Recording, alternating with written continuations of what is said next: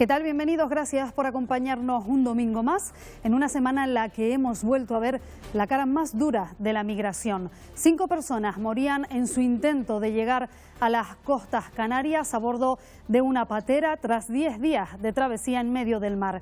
Coincidiendo con ese suceso, el gobierno volvía a exigir soluciones a la Unión Europea. Compromiso de intentar estar a la altura de alta representación del pueblo de las islas. Santiago Pérez es el nuevo senador elegido por el Parlamento a propuesta del Partido Socialista. Sostiene que trabajará para defender los intereses de todos los canarios y canarias, también desde la Cámara Alta. Esta semana se conmemoraba también el Día Internacional de la Mujer. Entre los actos que se han podido celebrar, este que ven de homenaje a las mujeres con discapacidad. El Parlamento se ha iluminado de violeta en favor de la igualdad y también esta casa se ha teñido de ese color. En nuestro espacio de entrevista hablamos con la diputada de Agrupación Socialista Gomera, Melody Mendoza, quien reivindica el papel de la mujer en los espacios de decisión y más presencia en la política. Al final es importante estar en ese número 1, es importante estar en la toma de decisiones, porque si no estamos en la toma de decisiones no vamos a poder decidir sobre el futuro y sobre las cosas que nos afectan a nivel social.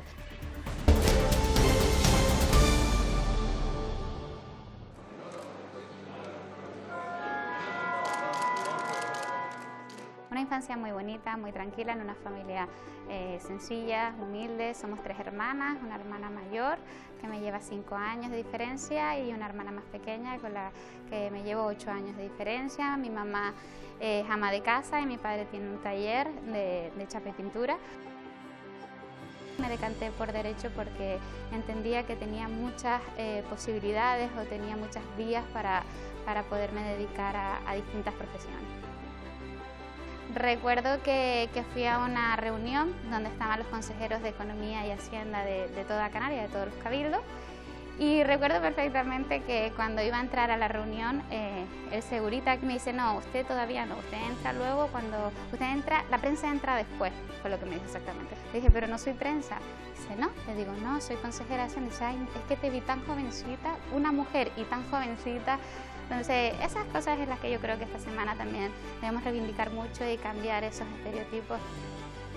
Nadie se quiere subir en el coche conmigo, nadie se quiere subir en el coche conmigo porque yo escucho música romántica, escucho música lenta, me gusta la música que habla de cosas positivas. Recuerdo de pequeñita que mi madre, cuando quería que limpiáramos la casa, y aparte para limpiarla rapidito, nos ponía música mexicana, y al final lo que escuchas de niña se te queda grabado. Y yo hoy en día pues los mariachis me gusta todo este tipo de cosas, aunque muchas veces la gente que me rodea o las amigas que me acompañan me dicen: no, ni de broma. Pero a mí me gusta, y aparte en La Gomera es que se escucha mucho. A mí Alejandro Fernández me encanta. Es algo que no lo puedo evitar.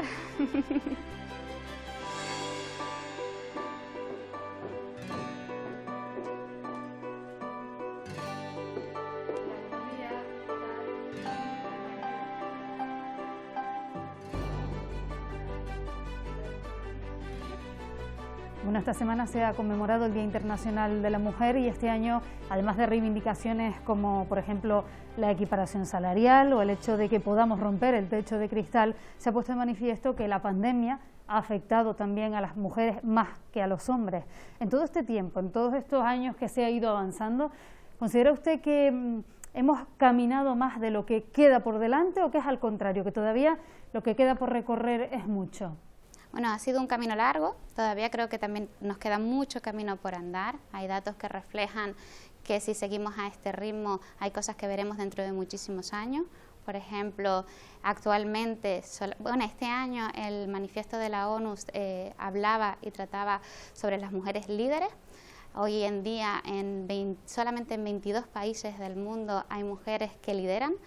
De resto todavía no hemos tenido la oportunidad de verlo. En Canarias, por ejemplo, no hemos tenido una presidenta del gobierno, en el Estado no hemos tenido una presidenta de gobierno, porque dentro de la política también existen esos techos de cristal de los que hablamos. Es verdad que la representación quizás está más equiparada, pero lo que realmente en las mesas de gobierno, en las tomas de decisiones, donde es importante que la mujer esté representada para poder cambiar también la realidad de todas nosotras, pues todavía estamos infrarrepresentadas.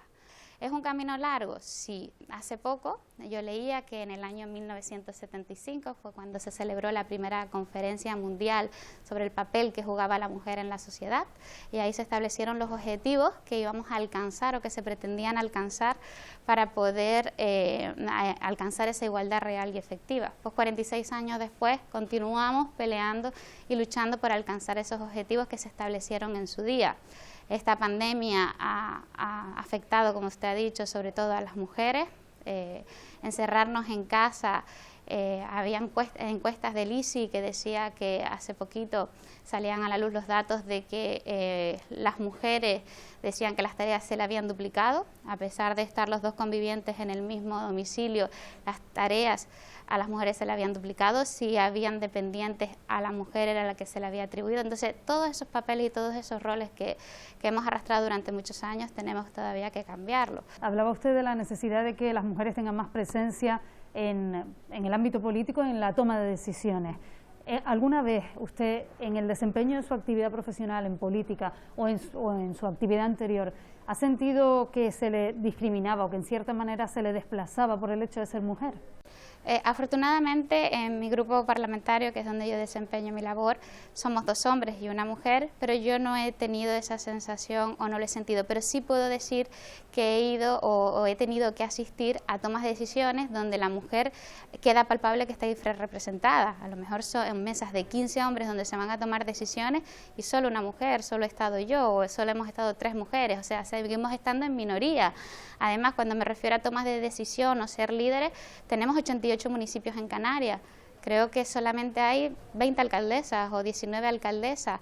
Al final es importante estar en ese número 1, es importante estar en la toma de decisiones, porque si no estamos en la toma de decisiones no vamos a poder decidir sobre el futuro y sobre las cosas que nos afectan a nivel social. Mencionaba usted en la pregunta anterior la política de cuidado, las tareas que asumen las mujeres y las que asumen los hombres. Hay un dato del INE que habla de que el 92% de las mujeres cuida a diario de los hijos, mientras el 68% de los hombres.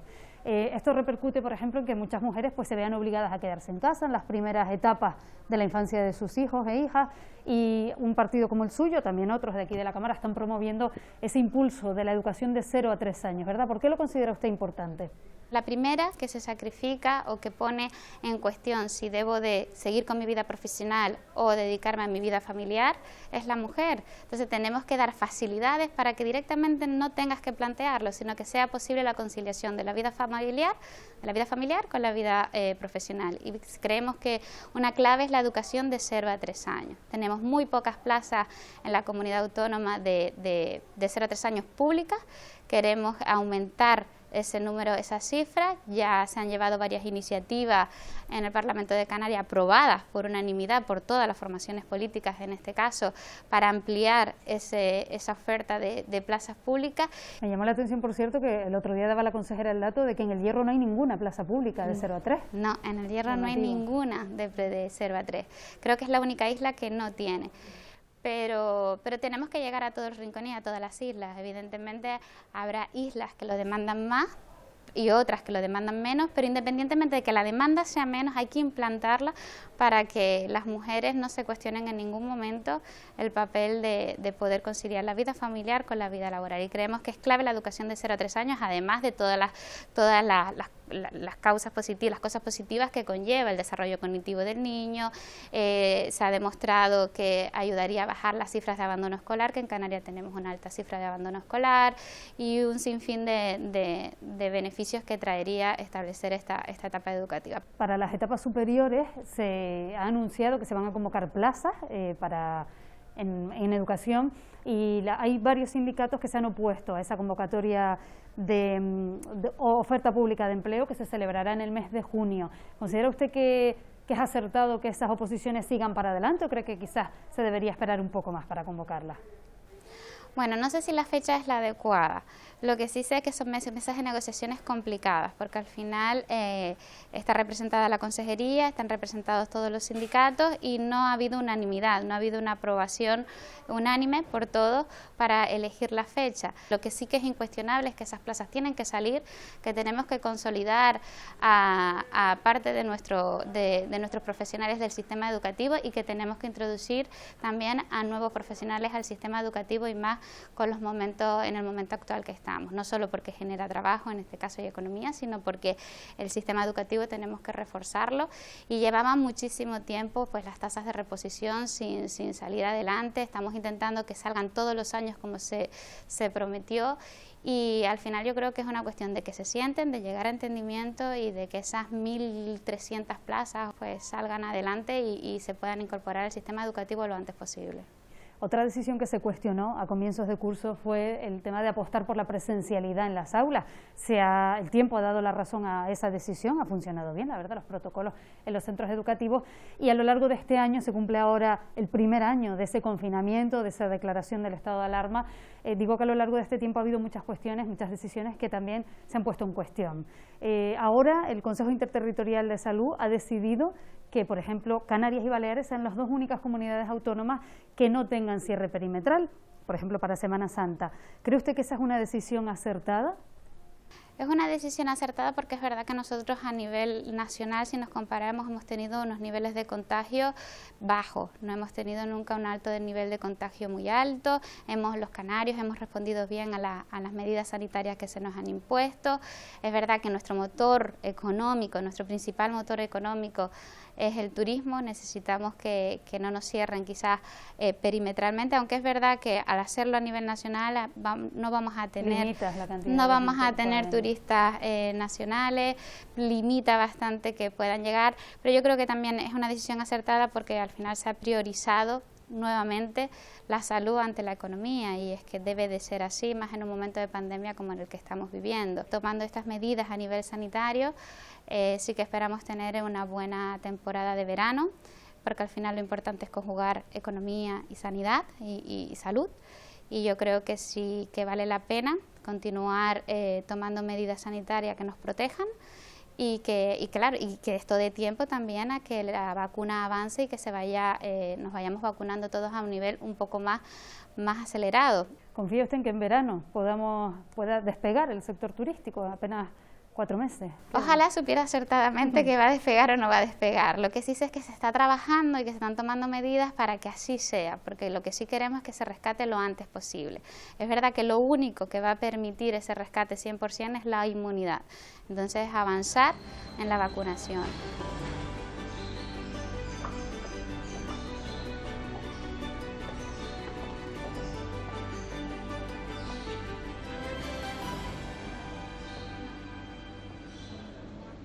Estábamos hablando de los efectos de la pandemia y lo cierto es que en su isla, en La Gomera, a pesar de que fue donde se detectó el primer caso de toda España, lo han ido llevando bastante bien. Ha habido incluso temporadas, semanas enteras sin ningún contagio. ¿Cómo se hace? ¿Qué recetas han aplicado?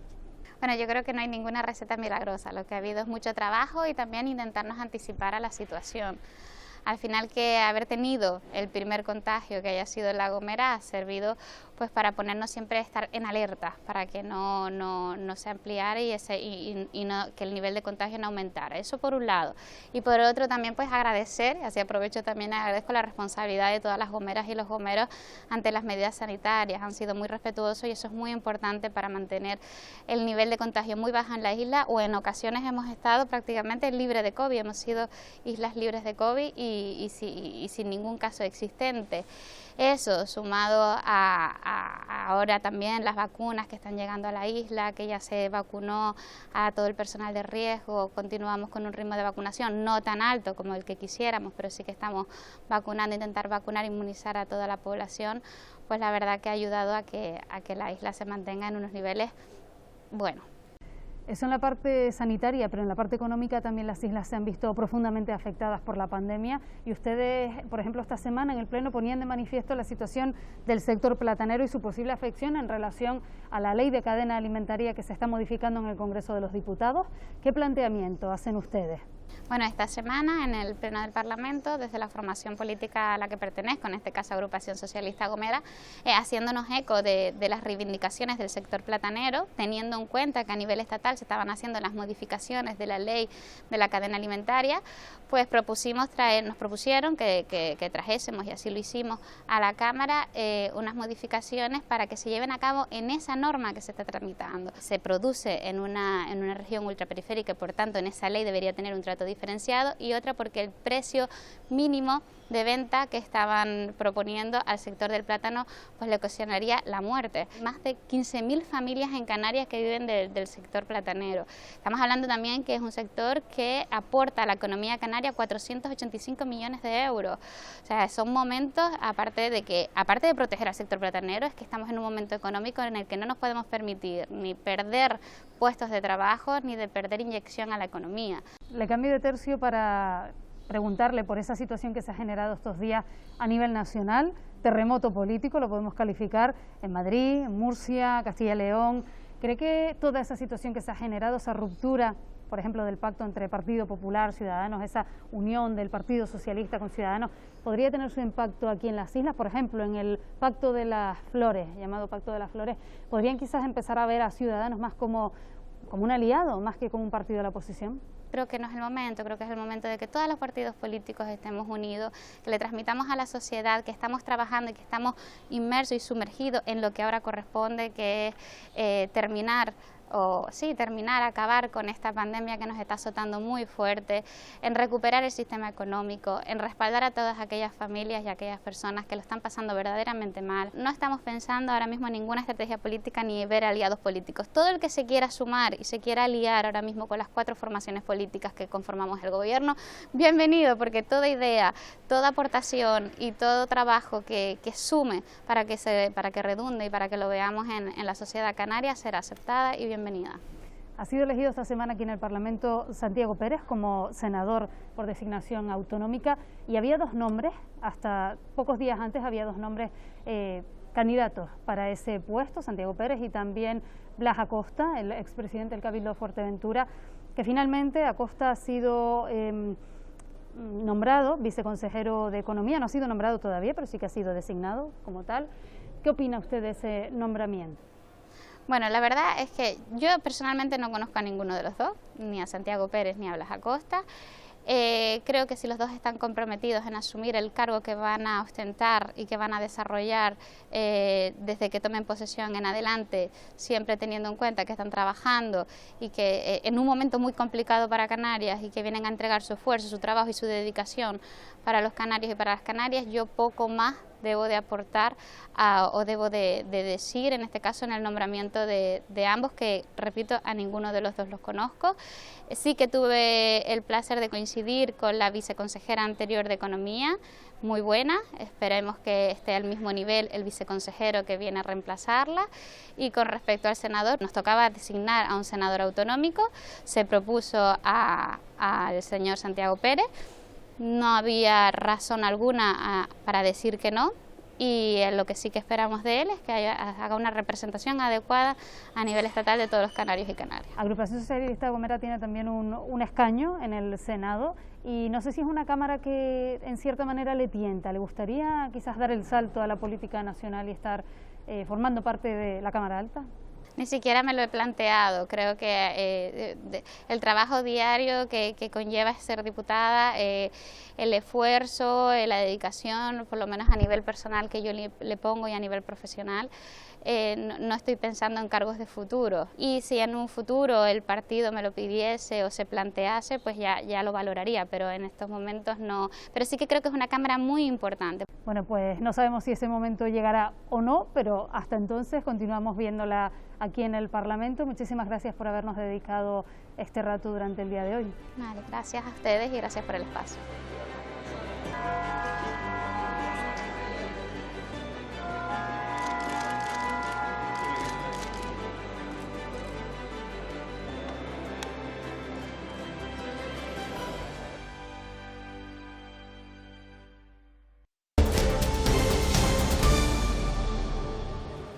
Es la patera que llegaba esta semana al muelle de Arguineguín, en Gran Canaria, y en la que viajaban 49 personas, todos varones.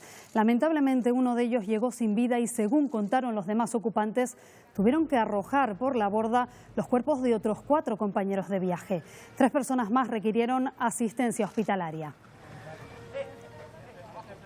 Pues coincidiendo con ese suceso, el Gobierno de Canarias ha vuelto a reclamar en el Parlamento apoyo del resto de comunidades autónomas y de Europa, desde donde hace 7 años que no llegan fondos para atender a los menores. Preocupa el retraso en las pruebas para determinar la edad de los migrantes. 1000 de ellos, de hecho, están pendientes de que se les realicen esas pruebas y se sospecha que al menos 600 son mayores de edad. El nuevo Pacto sobre Migración y Asilo de la Unión Europea establecerá como norma la solidaridad obligatoria de los países miembros, una demanda del Gobierno de Canarias que ha exigido esta responsabilidad compartida también con los menores no acompañados. Desde el año 2014 no tenemos fondos de Europa para los menores no acompañados y había un plan que se debió renovar en el 15 y que ha exigido que se renueve cuanto antes por parte de la Unión Europea, clave porque tenemos 2.600 menores. 2.600, pero todavía quedan más de 1.000 pruebas óseas por realizar para comprobar la edad real de los menores que han llegado a Canarias. Desde la Consejería de Derechos Sociales afirman que se tienen dudas sobre 600 de ellos. Otros 300 que claramente, y viendo signos físicos y demás, se pueden corroborar que son adultos, y esto nos preocupa porque hemos detectado que al menos el 95% de los incidentes que tenemos en estos centros han sido llevados a cabo por estas personas. Por ello, el Servicio Canario de Salud aumentará el número de análisis e incluso se podrían externalizar las pruebas para acelerar el proceso.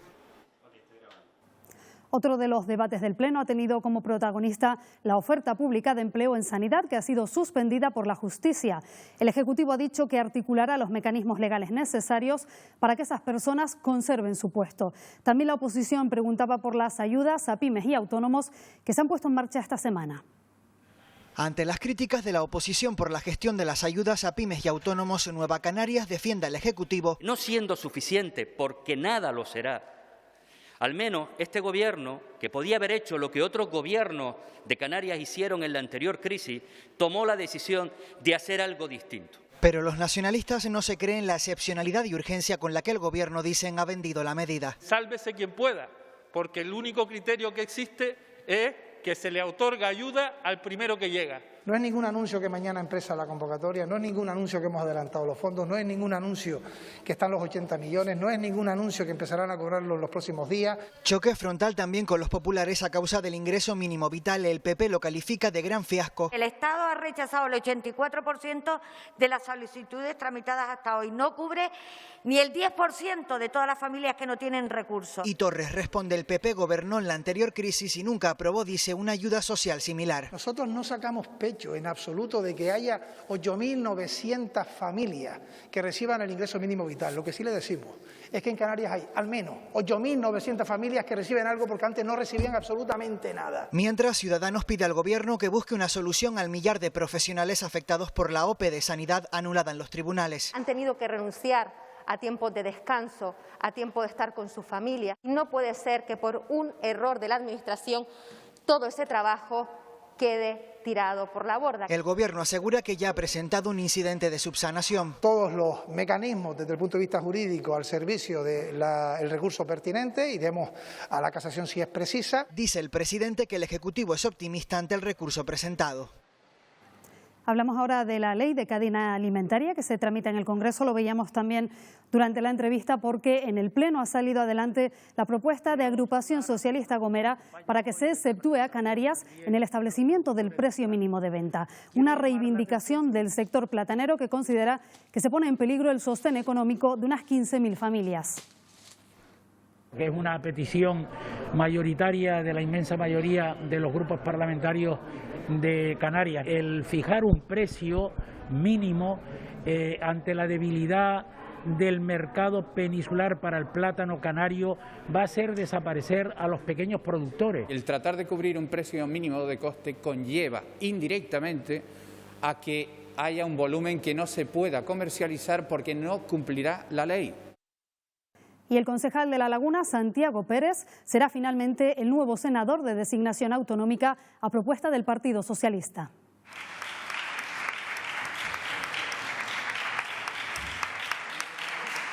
Con 36 votos a favor y 9 en blanco, Pérez se convertirá en el nuevo senador gracias al apoyo de los partidos que conforman el Gobierno. Coalición Canaria no ha participado en la votación. Santiago Pérez García. Compromiso de intentar estar a la altura de alta representación del pueblo de las islas. Yo soy de aquí, de esta tierra, y además voy al Senado modestamente, pero representando a la mayoría de la población del archipiélago, a la que los socialistas nos debemos.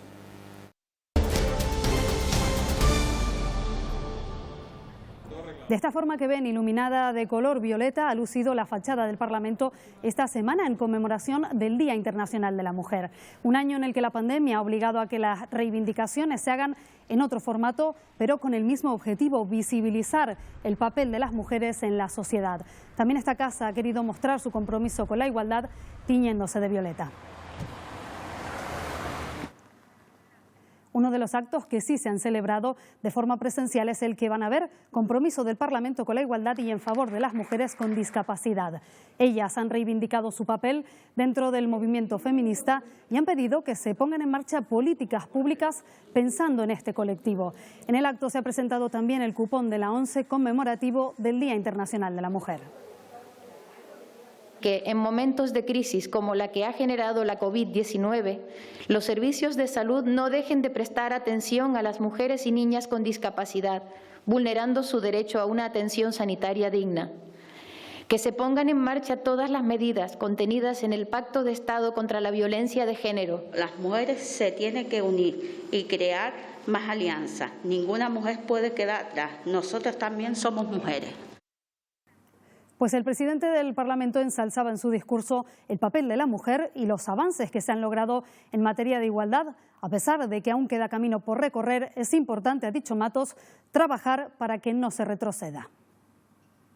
Estamos viviendo un momento de riesgo de retroceso real en todos los ámbitos que significan, que tienen que ver con las libertades individuales. No podemos bajar la guardia, que es un reto de todos y de todas, que no se retroceda ni un centímetro.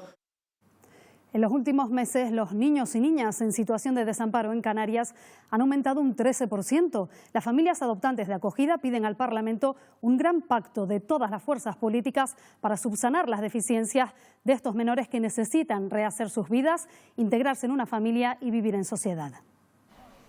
Acabar con la maraña burocrática y contar con recursos necesarios para facilitar la integración de los menores que en muchas ocasiones cumplen la mayoría de edad sin haber sido acogidos o adoptados son sus principales peticiones. Las familias adoptantes y de acogida se sienten abandonadas. No tenemos apoyos profesionales especializados, lo cual requerimos un sistema de formación continuada posadoptiva. Es habitual que no se asesore debidamente, incluso que existe este recurso, y en muchas familias se encuentran perdidas buscando recursos posteriormente sin saber que la Administración tiene la obligación de facilitarlos. La Administración debe dotarse del personal suficiente para atender la demanda actual y futura de nuestros menores. De nada vale tener familias si no son atendidas adecuadamente. Muchas renuevan la idoneidad o simplemente salen del programa sin haber acogido nunca a ningún menor. Requerimos que no existan menores en centros según estipula la propia ley. Dicen que no son el problema, sino parte de la solución. Por eso apuntan la necesidad de contar con un banco de familias y campañas de información adecuadas, porque no todas valen y las que sí, muchas veces no llegan. Mi hijo, cuando cumpla 18 años, no se va a curar de su isquemia y sus crisis, por desgracia para nosotros y para ellos, no van a desaparecer. Es una de las madres de hijos con enfermedad grave que han pedido en el Parlamento que se amplíe la prestación más allá de la mayoría de edad. Un pago que ahora mismo solo se mantiene hasta los 18 años. La Cámara se suya esa solicitud y aprueba por unanimidad una proposición no de ley en la que se insta al Gobierno a modificar la norma que regula esa prestación económica.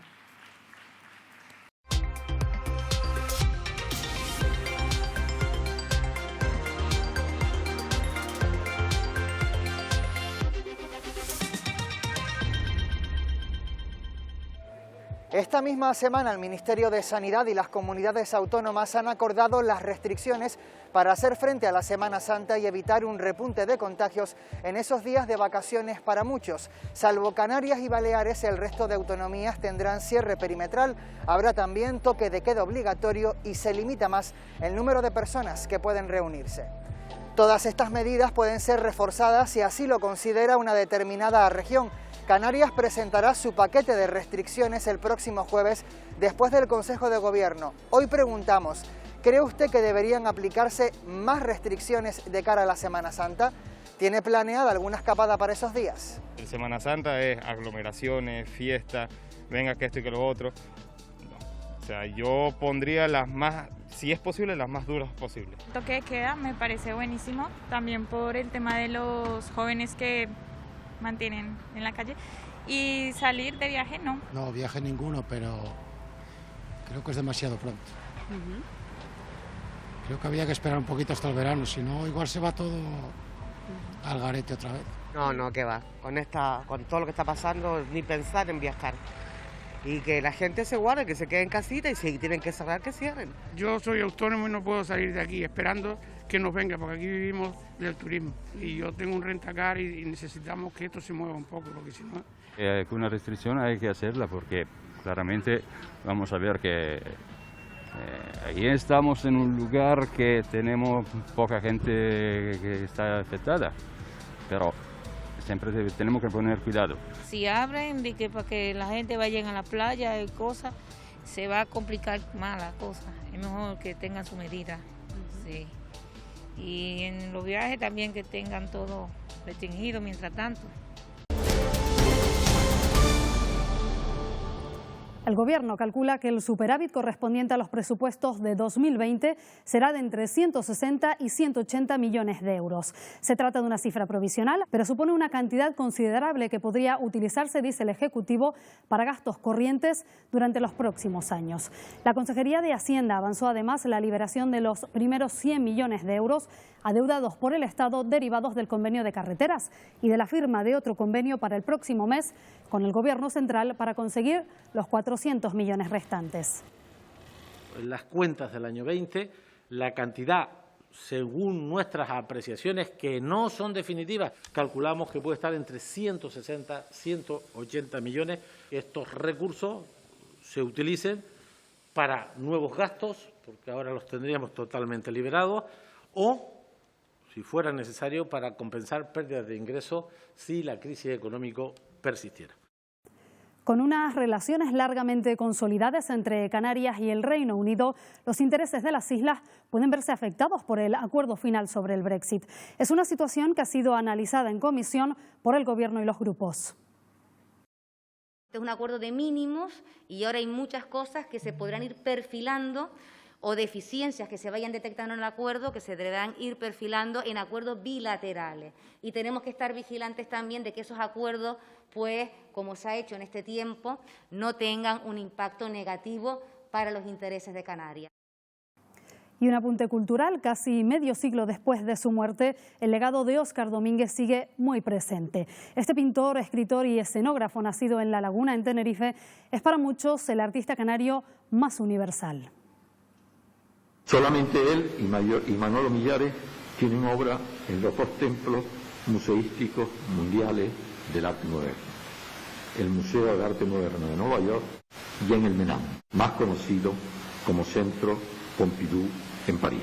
La obra de Óscar Domínguez es la que ha alcanzado, con mucha diferencia, una mayor cotización en el mercado del arte de entre todos los artistas canarios.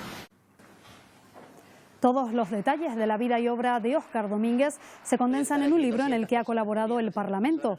Su autor, José Carlos Guerra, dedicó casi 4 años de investigación para hacer un repaso por la trayectoria de Domínguez, especialmente de su etapa en París, donde vivió la mayor parte de su vida. El libro incluye más de 300 ilustraciones.